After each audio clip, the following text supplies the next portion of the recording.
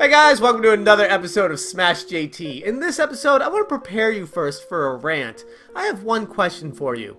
Are we really doing this again? Smash JT. Recently, Super Nicktendo brought up the MetalJesusRocks situation that everyone seems to be talking about on the internet right now. How he's ruining the retro game scene, bringing up these hidden gem videos and how the prices are skyrocketing after he talks about these games.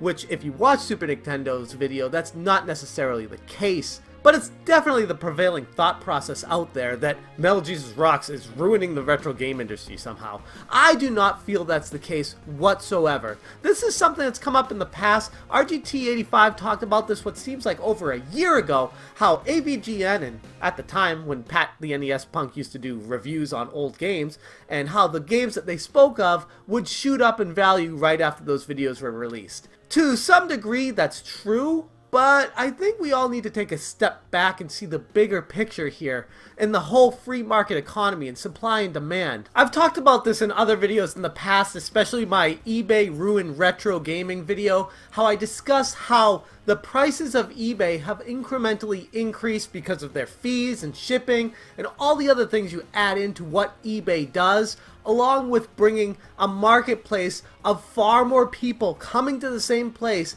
to bid up the cost of an item. And then people see that that item is at a particular price, and then they set their items at those prices because that's the going rate at eBay. People who are getting upset at YouTubers for raising the price of retro video games are blaming the wrong party. The people who are actually spending the money that are slowly incrementally increasing the prices of these games are who to blame. If those people don't care about the game will not go up in value. It's that simple. But Jeff, these people wouldn't be buying these games if these big YouTubers wouldn't talk about them.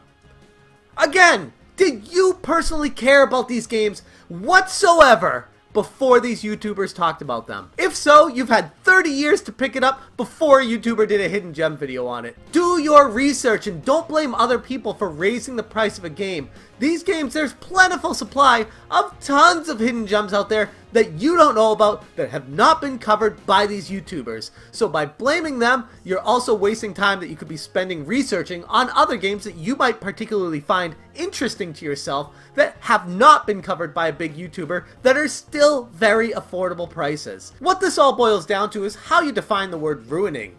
Are YouTubers ruining the retro game scene?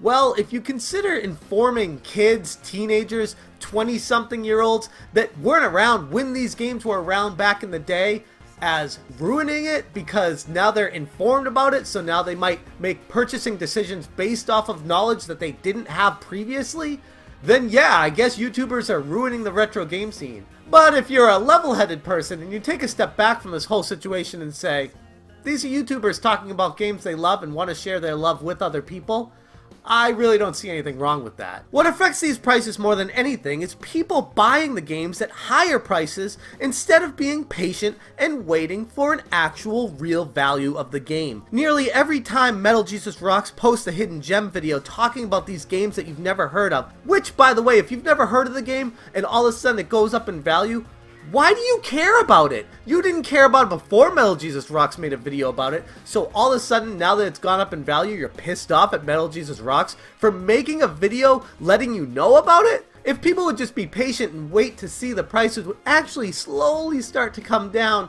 after these videos had been released and time has passed, you can get them for what basically the value of them was before the video if you just wait a few months. And what's waiting a few months if you've already waited 30 years to play the game? So are YouTubers ruining the retro game scene?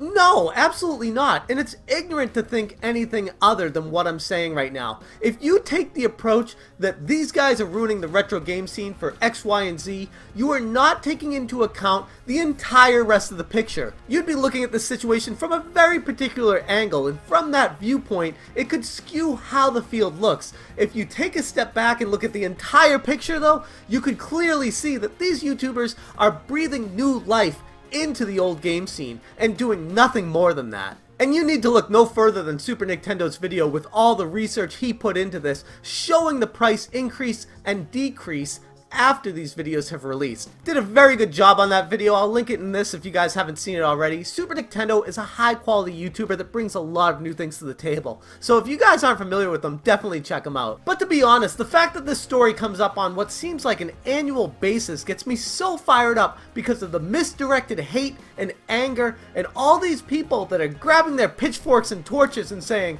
"Burn down these YouTubers, they are ruining the whole industry, they're ruining everything." Do you even look at the entire picture and see it for what it is? Showing that these games are there, they're available, you can go out and buy them right now, and because time has passed, things get more scarce. And when things get more scarce, they naturally increase in price if there's a demand for them. Sure, we'd all love to jump in our time machines and go back 20 years to pick up all these copies of Teenage Mutant Ninja Turtles and Mario Brothers for 10 cents at Funkoland, but that's not how things work. That's why, as a collector, you need to narrow down what it is you're actually going for, get that set together, and go out and find those games. Getting mad at YouTubers for talking about games is the most ludicrous thing I feel like I have ever heard. And the craziest part about it is it's picking up steam. A lot of people are jumping on this train of saying YouTubers are ruining the industry. Every year this happens, and every year it doesn't make any sense. Anyways, that's how I feel about this issue. Let me know down below in the comments how you feel about YouTubers ruining the retro game scene. Thank you guys so much for watching. I'll catch you on the next one.